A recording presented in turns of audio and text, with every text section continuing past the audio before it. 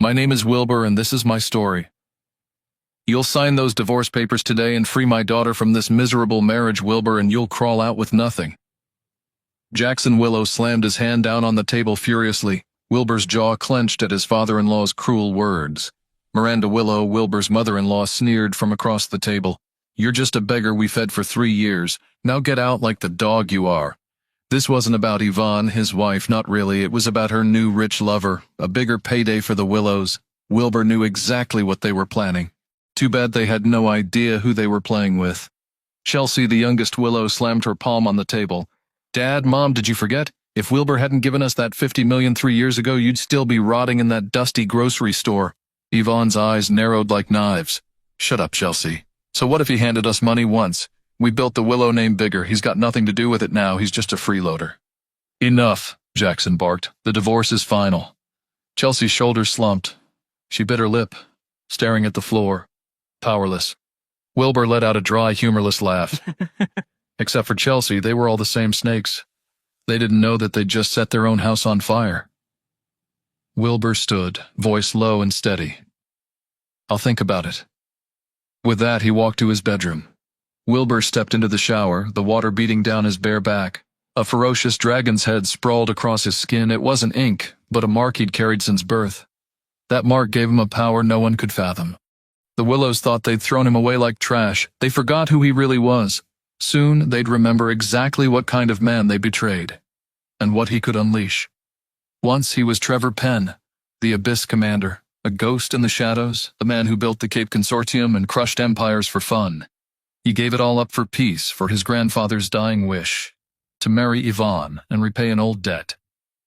$50 million he gave them. They paid him back with betrayal and scorn. Wilbur clenched his fists under the hot spray. Maybe it was time they remembered just who they'd spit on. The dragon on his back seemed to writhe in the steam. He dried off, pulled on fresh clothes, and stared at his reflection one last time before heading downstairs. Yvonne sat draped in her skimpy dress, eyes glued to the front door.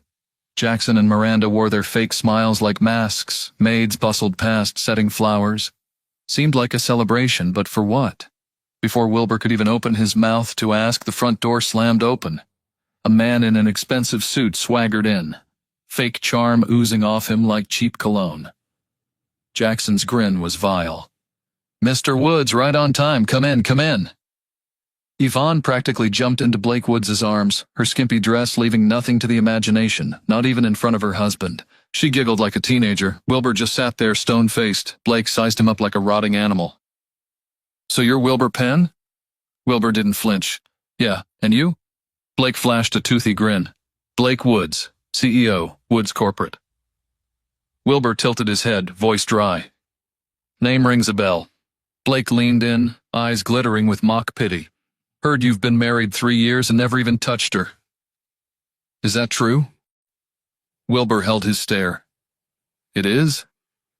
Wilbur needed to stay a virgin for his cultivation process to gain his dragon soul powers back then. By the time he was done, Yvonne had lost interest in him, and he didn't force it. Blake barked out a cruel laugh. Yvonne told me that last night right after I touched her. Said you're about as useful in bed as a broken broom. Yvonne giggled louder, pressing herself tighter against Blake. Don't be mean, Blake.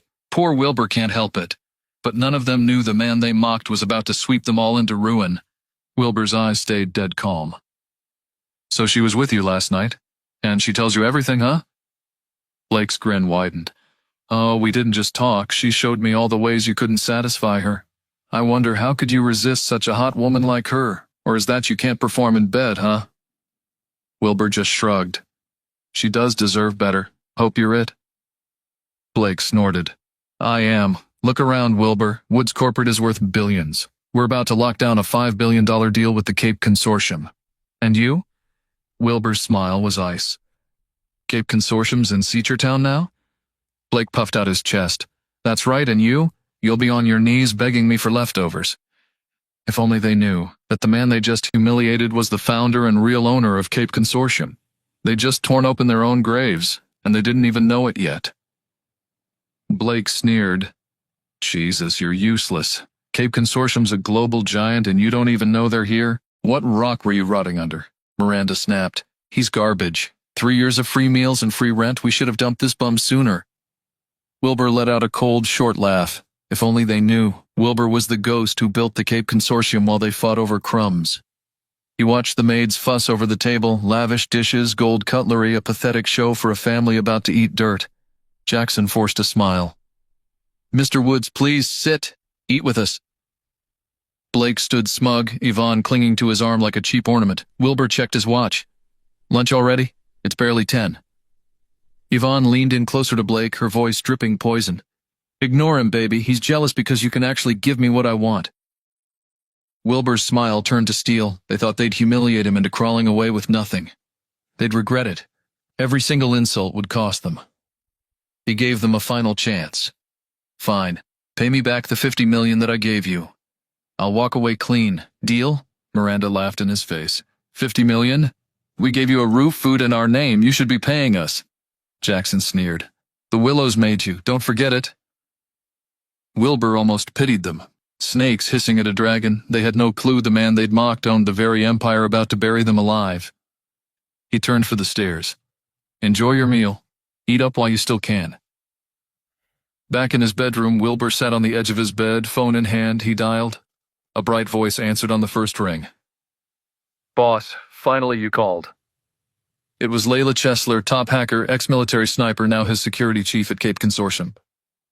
"Layla," Wilbur said, voice calm, deadly. "Cape Consortium's moving into Seekertown?" "Yes, the board signed off on it. You said we'd handle security only, no interference." Wilbur's eyes flashed cold. "Good. Text me the HQ address. Tell the CEO the real owner's coming." "On it, boss. You'll have it in 60 seconds. He hung up, grabbed his coat. The ancient dragon mark on his back pulsed, awake, hungry. As he crossed the dining room, Ivonne sneered. "Where the hell do you think you're going?"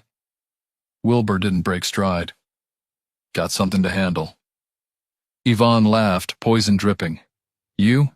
Handle what? Pack your bags and get lost."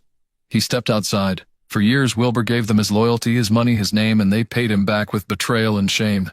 Not anymore. He was the storm they should have never dared to cross. Faye Eves, CEO of Cape Consortium, adjusted her blazer for the 5th time. Word just came down. The real boss was coming today. Her palms were cold, her heart hammering. She checked her reflection again. Breathe. Hold it together. Moments later, the elevator doors opened. Wilbur Penn stepped out, calm, lean, confident, a quiet storm in a cheap coat. The secretary shot up. "Mr. Penn, this way." Faye froze when she saw him. This was the ghost behind billions, younger than her, and looking too poor to even own a decent suit. She forced a smile. "You are..." Wilbur dropped onto the couch like he owned the air in the room.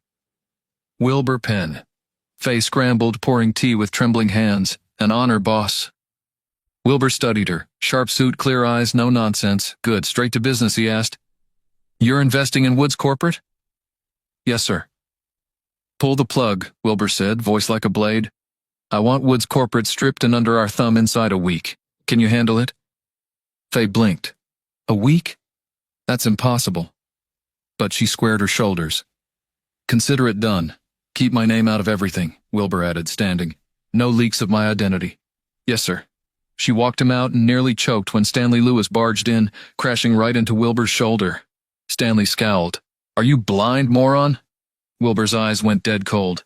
"Come again?" Stanley stepped up, smug. "Who are you with? From the maintenance or security department? Give me your name. You're fired." Wilbur tilted his head, voice ice. "Who the hell are you?"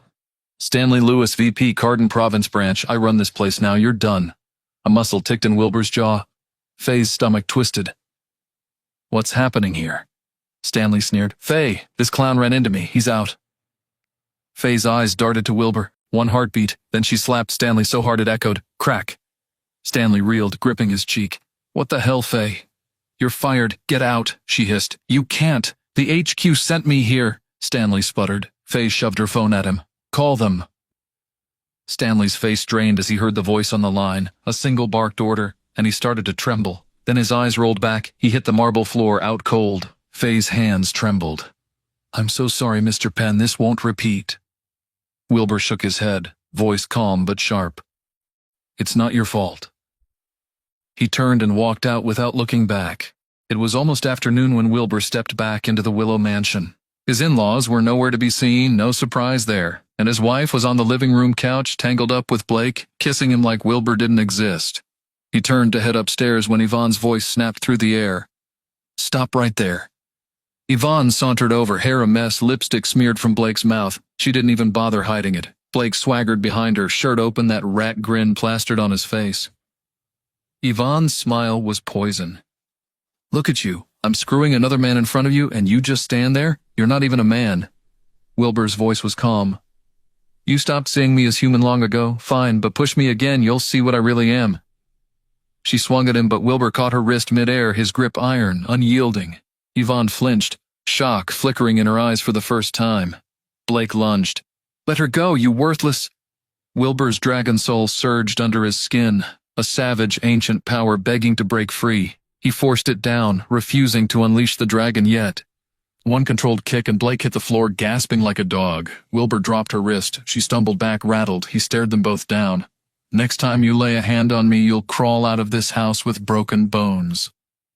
Blake pulled himself up, rage flashing, but his phone buzzed. He glanced at the screen, and his face lit up like a greedy slot machine. "Ivonne, Cape Consortium signing with us. I'm heading to the office now. Let's go." Ivonne shot Wilbur a hateful look. This isn't over. They stormed out, drunk on their imaginary victory. Let them think they signed with the Cape Consortium. They'll find out soon enough. The nobody they spit on is the ghost behind the throne.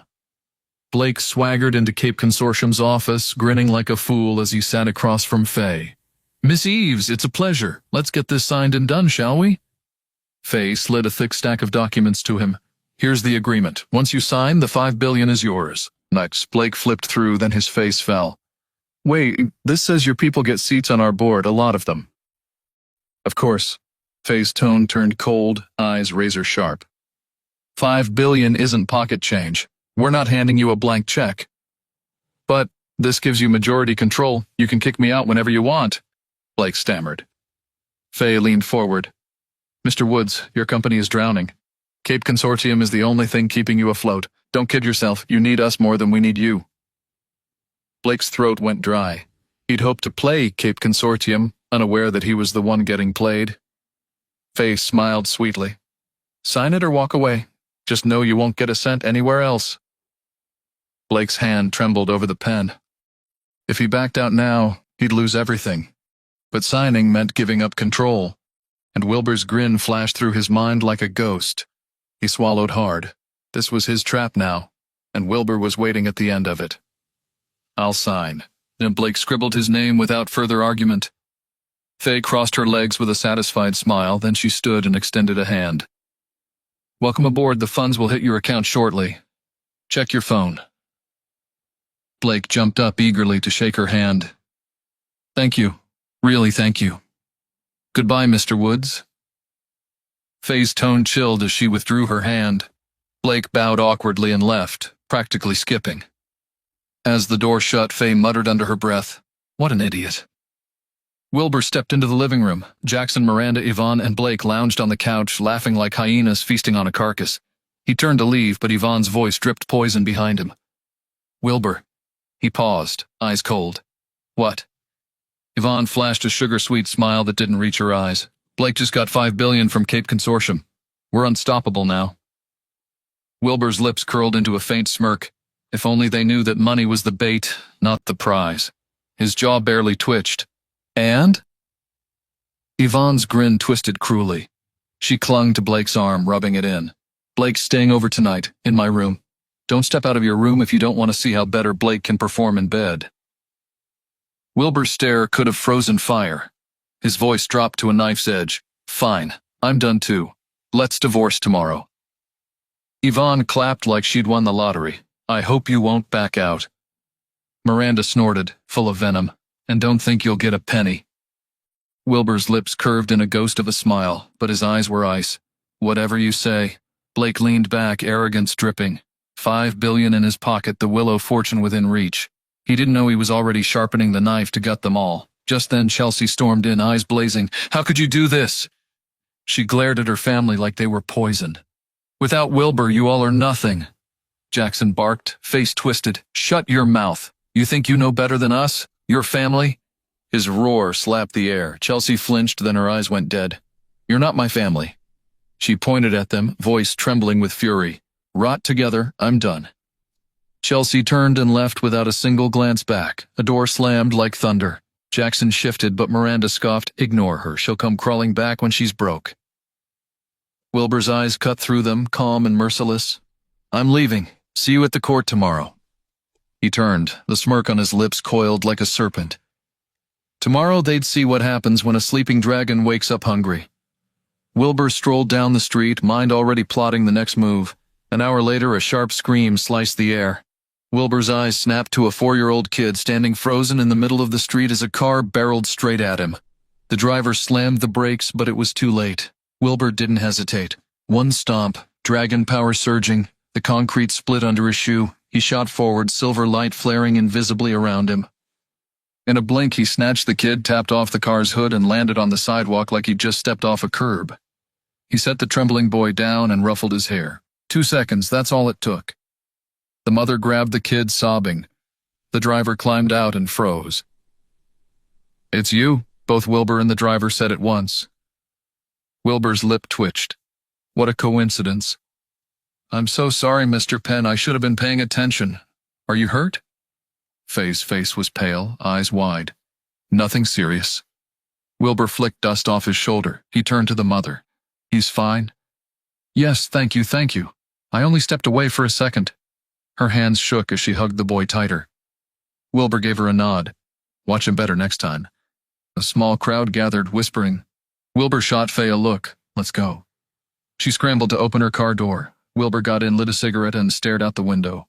The silence weighed on Faye until she cracked. "Mr. Penn, where to?" Wilbur looked over. "Find me a place. Nothing fancy, just livable." Faye clutched the wheel. "One of the company's properties, then." "That works." 10 minutes later, they pulled into an upscale neighborhood. Faye stopped in front of a modern bungalow that screamed money. Inside, the living room alone was bigger than his old house, art on the walls, designer furniture, cozy, but expensive. Faye handed him a coffee. Faye shifted closer, eyes glinting. "What would you like for dinner, boss? I cook well." "Anything, just make it quick. I'll make pasta." She darted upstairs. In her room, she pressed a hand to her pounding chest. Was this really happening, living under the same roof as Wilbur Penn?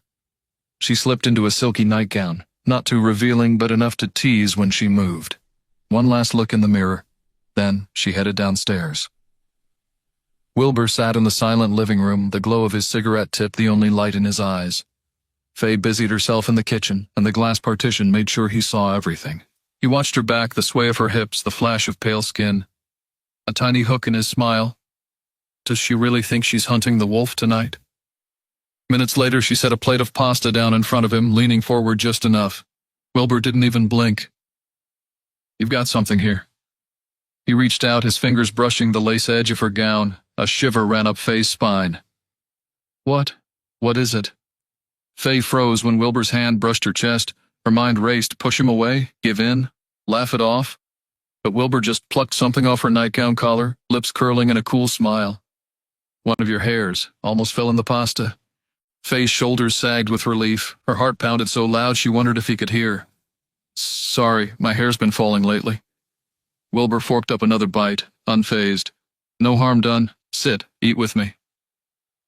She scurried to make herself a plate. Wilbur's calm gaze stayed on her the whole time. Does she even know who she's playing with? When she sat back down, the silk of her nightgown slid just enough to reveal pale thighs. Wilbur didn't react, he only sipped his tea. "How's Woods Corporate?" His tone snapped her back to business.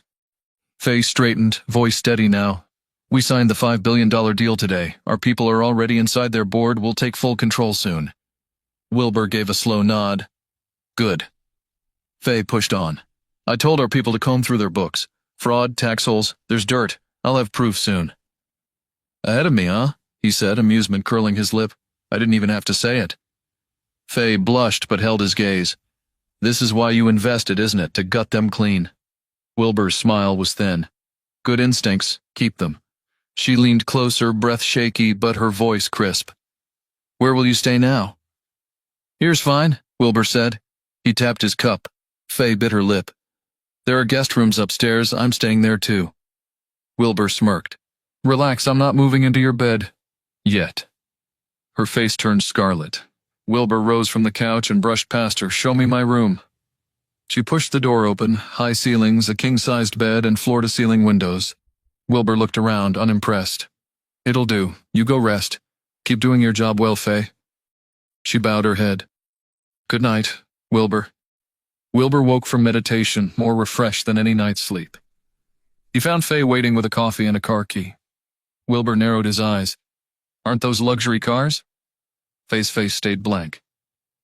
$2.5 million, it's the company's cheapest. Wilbur exhaled.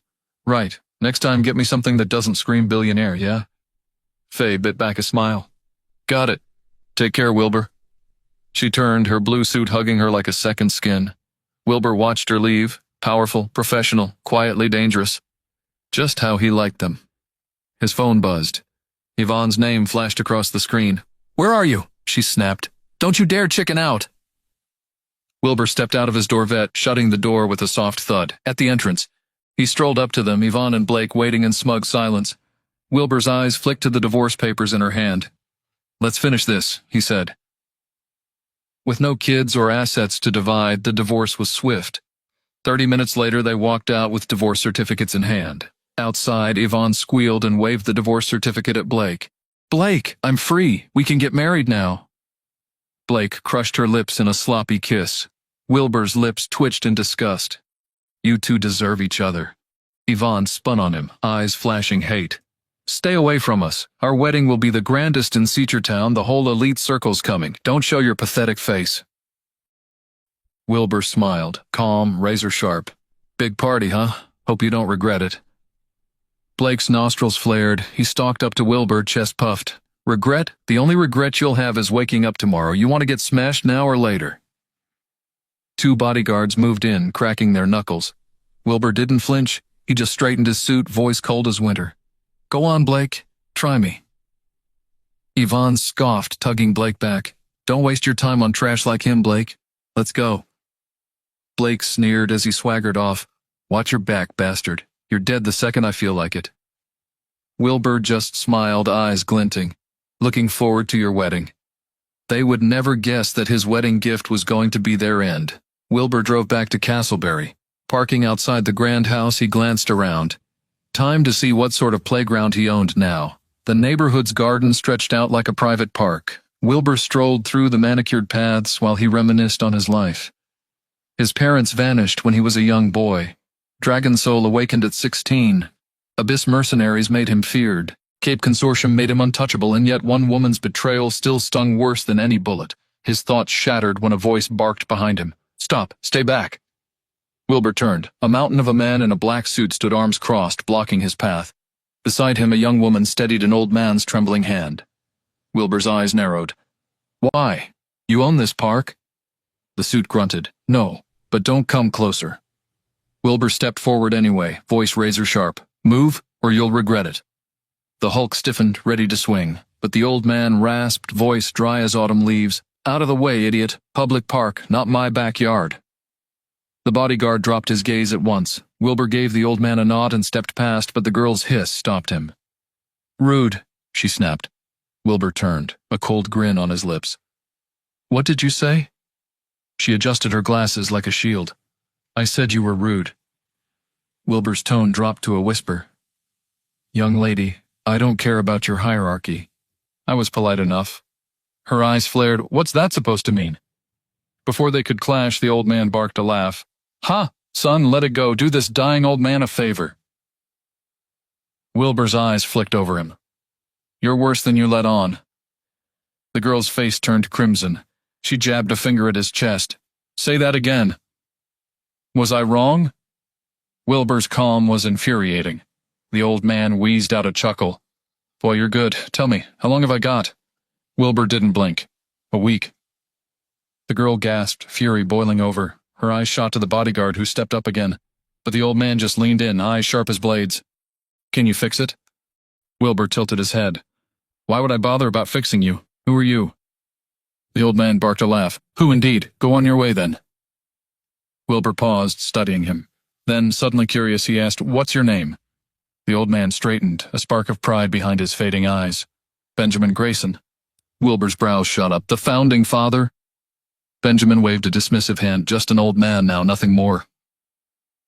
Benjamin Grayson was a founding father of Dasha, a war hero, the Army's highest commander, and respected across the country.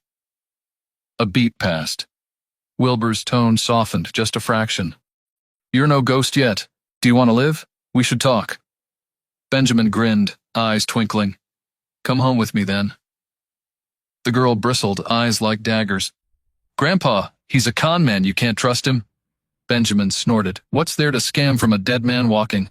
Besides, can't you handle one punk if he tries?" She glared at Wilbur every step as they walked. Wilbur ignored her like she didn't exist. At the Grayson estate, Benjamin lowered himself into an armchair, bones creaking. "So, what's killing me?" Wilbur didn't waste a breath. "Old wounds rotting from the inside out, lungs failing. You'd be dead already if the country hadn't thrown every doctor at you." Benjamin's eyes glimmered. "Dead honest. I like that. So what's the cure?" Wilbur's voice dropped to a hush. "Take off your shirt. I'll channel energy through you. I'll give you a method to keep you alive past 100. The girl snapped.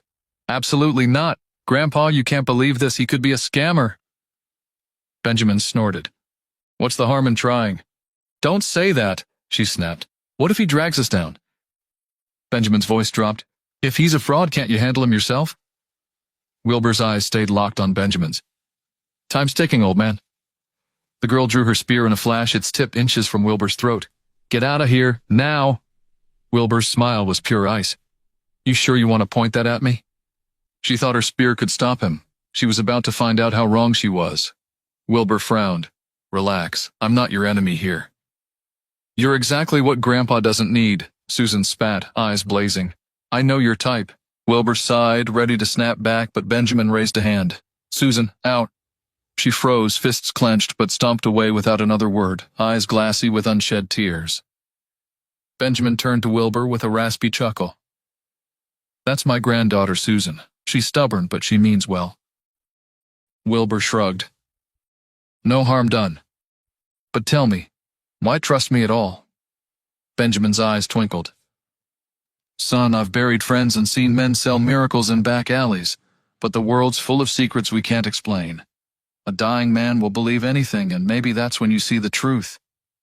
Wilbur cracked a rare smile. "Then let's see if we can cheat death for you." Benjamin peeled off his shirt. His chest was a map of old wars, knife gashes, bullet scars, skin like worn leather. Wilbur's voice dropped. "You fought hard." Benjamin snorted. "Just another poor man earning bread with blood. Don't make me a saint." Wilbur placed a palm on his back. A surge of energy pulsed through Benjamin's frail frame. The old man gasped. Air flowed through lungs that had rattled for decades. "Remember this flow," Wilbur murmured. "You'll trace it yourself every day." 36 cycles later, Wilbur lifted his hand. Benjamin's eyes snapped open, clearer than they'd been in years. He stood, spine straighter than it had been in a decade. Death's knock just found the door locked. Benjamin bowed low, voice rough. "You're no street scammer. You're a damn miracle." Wilbur waved it off. "Call me that again and I'll take it back." Benjamin barked a laugh. "Write down that method. I'll follow it to my grave, whenever that is now." A servant brought a pen and paper. Wilbur scribbled down a simple version of the dragon chant. "Stick to this. Disease won't touch you. Age might not either." Benjamin held the paper like scripture. "Young man, I owe you my life." Wilbur stood. "Then live it." Benjamin got dressed, leading Wilbur to the door. "Leave me your number. If there's ever anything I can do, name it." Susan watched them from the staircase, eyes burning holes in Wilbur's back. Benjamin ignored her. "Susan, send my best wine to Wilbur at House 18. Grandpa, he's... One more word and you're back in medical school by dawn. Do it." Susan's jaw trembled, but she obeyed, her glare sharp enough to cut steel. She delivered the tea and wine, practically tossing them at Wilbur's feet. "Keep these, but watch your back. Someone's coming for you." Wilbur raised a brow, calm as ever. "Send them. I'll wait." She spun on her heel and drove off, fury simmering behind the wheel. Her family's pride, she'd just watched it handed to a stranger. She thinks it's over. It hasn't even started. When Susan got home, a black car pulled up. Out stepped Dr. Sophia, smiling like a viper in silk. "Dr. Sophia, you're here!" Susan brightened, clinging to hope. Sophia handed her a small box, toned syrup sweet. "The lab just finished this. New formula to extend his life. A real medical miracle. Give it to Mr. Grayson quick before it's too late." Susan's heart raced. "Thank you, you're the best." She bolted upstairs, medicine in hand. "Grandpa, take this, it'll fix you for real." Benjamin barely glanced at it. "Leave it." "Please, I want to see you take it," she insisted, eyes pleading. "Get out." She flinched but obeyed. When the door shut, Benjamin dropped the pills in his shoe cabinet with a scoff. "Pills won't save me, that boy just might." He settled into meditation, breath steady, mind sharper than it had been in years. Meanwhile, Wilbur sat with his tea and wine, inspecting the seals. He chuckled to himself.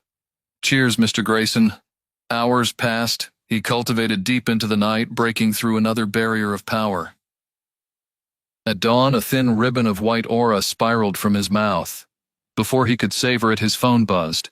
He picked up. Yvonne's name glared back at him. He answered, voice casual. "What?" On the other end, Yvonne practically squealed. "Wilbur, you better sit down. I have good news for you. Just promise me you won't faint when you hear it." Wilbur's lips curled into a razor grin. "Try me." She thought he'd be shocked, but she had no idea what was coming for her. "Blake and I have decided to hold our wedding at South Lake Resort Island on the 16th, Yvonne said smugly. "You're invited." Wilbur's tone cooled. "Why?" "To show you how perfect Blake and I are, in front of all of Seachertown's elite. You won't dare show up, will you?" Yvonne's voice dripped venom. Wilbur's eyes narrowed. "So it's a circus to humiliate me?" He exhaled. "Don't worry, I'll be there on time." Before she could gloat further, he hung up. One call, one bullet in the chamber. The door swung open. Faye stepped in with grocery bags, her smile reserved but warm. "You can't eat plain food forever." Faye slipped off her shoes, her professional mask replaced by quiet domestic grace. She stored the food, then disappeared upstairs.